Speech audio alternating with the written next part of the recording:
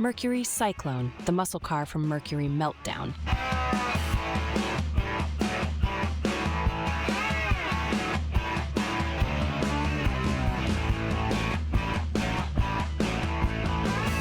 Picture this. It's the late 1960s, a time when the Beatles were still together, and people thought bell-bottoms were a good idea.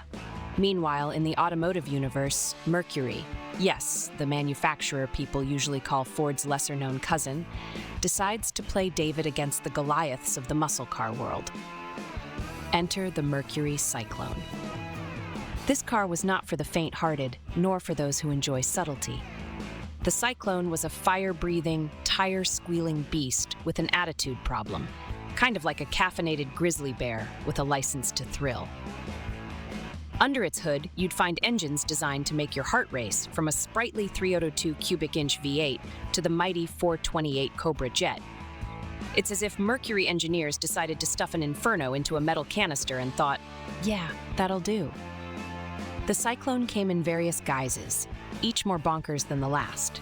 The GT, the Spoiler 2, it sounded like chapters from an over-the-top comic book. And let's not forget the Dan Gurney special, a tribute to the legendary driver, which came with a patriotic livery and enough bravado to make a bald eagle weep. Driving the Cyclone was an experience more suited to gladiators than mere mortals. This was a car for those who thought seatbelts were a suggestion and insurance premiums an unsolvable mystery. With a 0 to 60 time that rivaled the launch of a space shuttle and handling characteristics that could best be described as ambitious, the Cyclone wasn't just a car, it was an event. Aesthetically, the Mercury Cyclone was as subtle as a slap in the face. It had curves in all the right places, aggressive lines that screamed speed, and a front grille that looked like it wanted to eat slow-moving sedans for breakfast.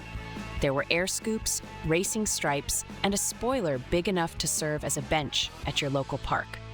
Every inch of the Cyclone was designed to announce its presence with an exclamation point, not a full stop.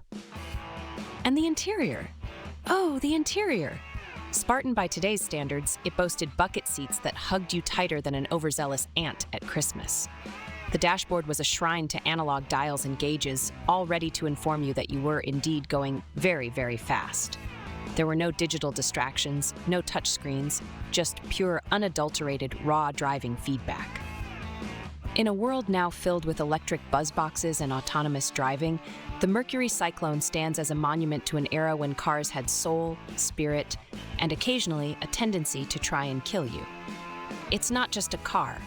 It's a primal scream on wheels, an automotive rebel yell that tells you to put the pedal to the metal and hang on for dear life.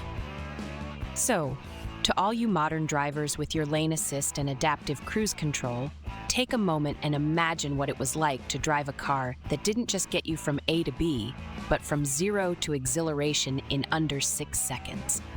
The Mercury Cyclone, ladies and gentlemen, was less a mode of transport and more a one-car riot. Enjoyed the ride? Smash that like button and subscribe to Auto Icons for more unapologetic automotive adventures. Hit the bell icon so you never miss a moment of motoring madness. Let's keep the spirit of old-school muscle alive, one video at a time.